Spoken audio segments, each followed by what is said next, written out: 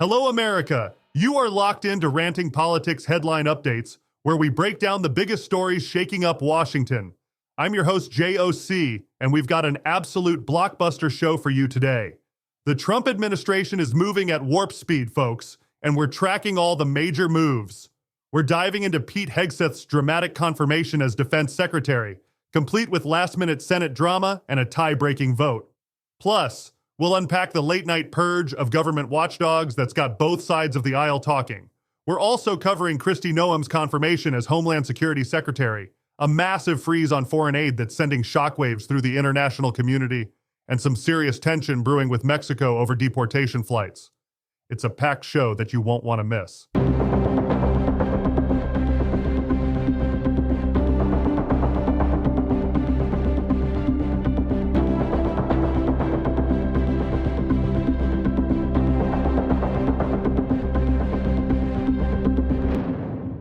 In a nail-biter of a confirmation process, Pete Hegseth has officially taken the helm as our nation's new Secretary of Defense. The New York Post reports that the former Fox News host was sworn in Saturday morning by Vice President J.D. Vance, but not before some serious drama on the Senate floor. The confirmation vote couldn't have been tighter, folks.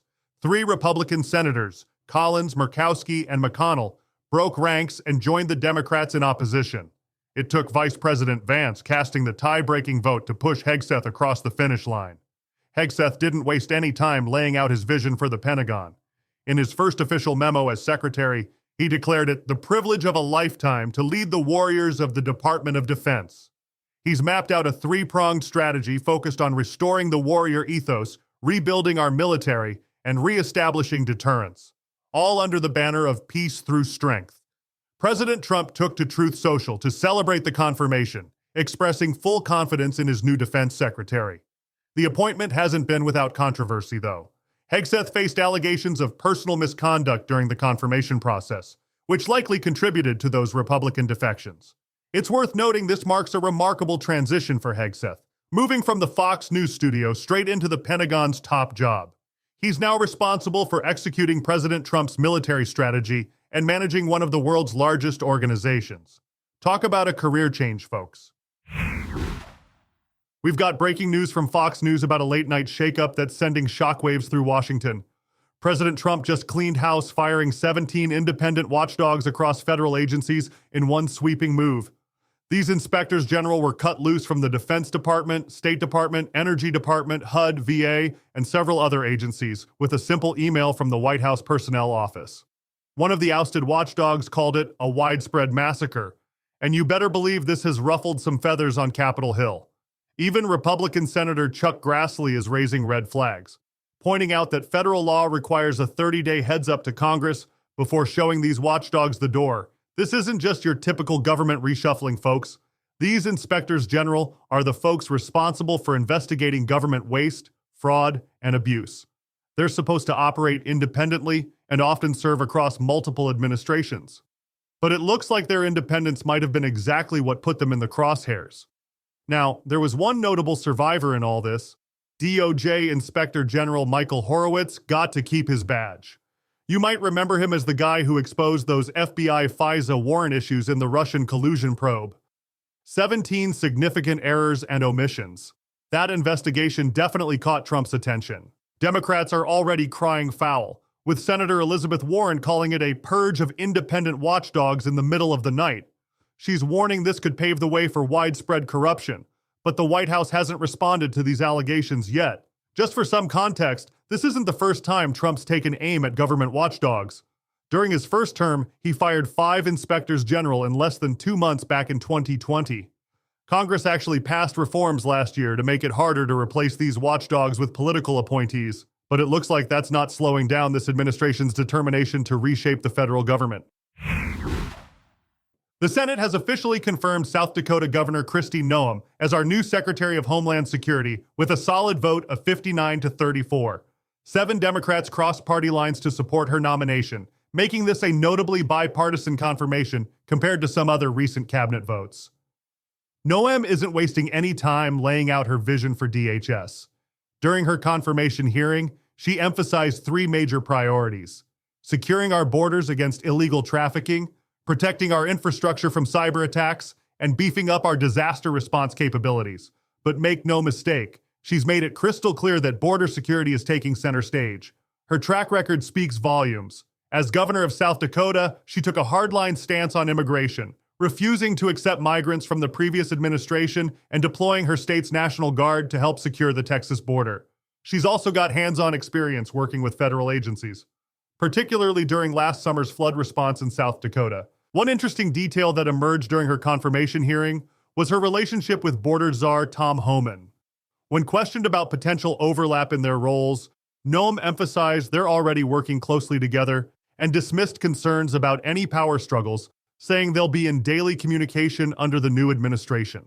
The department's already hitting the ground running under her leadership, with ICE ramping up deportation operations nationwide. They've also started reviewing those controversial parole programs from the previous administration, and word is, we'll be seeing some major policy shifts in the coming weeks. Noem joins Secretary of State Rubio, CIA Director Ratcliffe, and Defense Secretary Hegseth as the fourth Trump cabinet nominee to clear the Senate. Her confirmation marks another crucial piece falling into place as the administration works to implement its ambitious Homeland Security agenda. In a major shift in U.S. foreign policy, Secretary of State Marco Rubio has announced a sweeping freeze on foreign aid to nearly all countries, with notable exceptions for Israel and Turkey. This dramatic move, coming just days after President Trump's inauguration, represents a clear pivot toward the administration's America First approach to international assistance.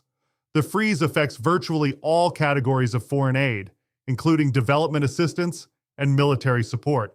Perhaps most significantly, it hits pause on vital weapons funding to Ukraine, marking a stark departure from the previous administration's support during the ongoing conflict with Russia. One of the most controversial aspects of this freeze is its impact on global health initiatives.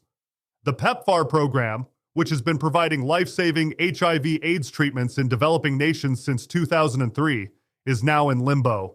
This program has historically enjoyed strong bipartisan support and has saved an estimated 26 million lives, primarily in Africa. Democratic lawmakers are sounding the alarm, pointing out that over 20 million people currently rely on this program for their medications. There are some strategic carve-outs to this policy.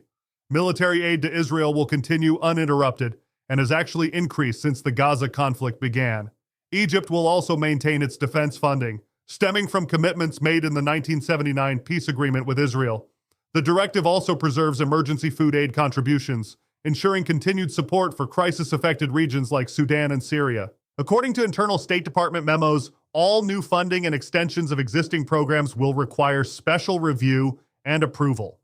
This represents a fundamental restructuring of how America approaches its foreign aid commitments, prioritizing direct national interests over broader international development goals. Tensions are mounting between the United States and Mexico as the Mexican government has taken the unprecedented step of refusing U.S. military aircraft permission to land for migrant deportation operations. This comes as part of President Trump's aggressive new approach to immigration enforcement, which includes plans to use Pentagon resources to deport over 5,000 migrants currently held in facilities in El Paso and San Diego. While two military deportation flights carrying about 80 migrants each successfully reached Guatemala today, the administration's attempts to expand these operations into Mexico hit a significant roadblock. This marks the first time in recent memory that U.S. military aircraft have been tasked with deportation duties, signaling a dramatic shift in how these operations are being conducted. The situation has become particularly tense following President Trump's national emergency declaration along the Mexican border and his deployment of 1,500 additional troops to the region. Adding fuel to the fire are his recent executive actions declaring Mexican drug cartels as terrorist organizations and the controversial renaming of the Gulf of Mexico to the Gulf of America. Mexican President Claudia Sheinbaum is walking a diplomatic tightrope, expressing willingness to accept returned Mexican nationals while simultaneously pushing back against mass deportations. She's emphasized the vital role Mexican immigrants play in the U.S. economy, though she's carefully avoided escalating the rhetoric around these sensitive issues. The Pentagon continues to press forward with its deportation plans, despite this setback with Mexico. Meanwhile, additional commercial deportation flights are proceeding to Guatemala, with authorities there confirming the arrival of a third flight carrying approximately 80 deportees. Well, what a whirlwind of developments we've covered today, folks. From Pete Hegseth's nail-biting confirmation as Defense Secretary to Kristi Noem taking charge at Homeland Security, this administration isn't wasting any time reshaping Washington. We've seen a massive shakeup with those 17 inspector generals getting the boot and some major foreign policy shifts with that sweeping foreign aid freeze, though Israel and Turkey are still getting their checks. And of course, there's that fascinating standoff with Mexico over military deportation flights, which really shows just how much the diplomatic landscape is changing by the day. The pace of change is absolutely breakneck, and we're here to keep you informed every step of the way. If you want to stay on top of these rapidly developing stories, make sure you're following us on X at RantingRP and head over to rantingpolitics.com for in-depth coverage and analysis. This is JOC signing off, and thank you, our loyal listeners, for choosing Ranting Politics headline updates.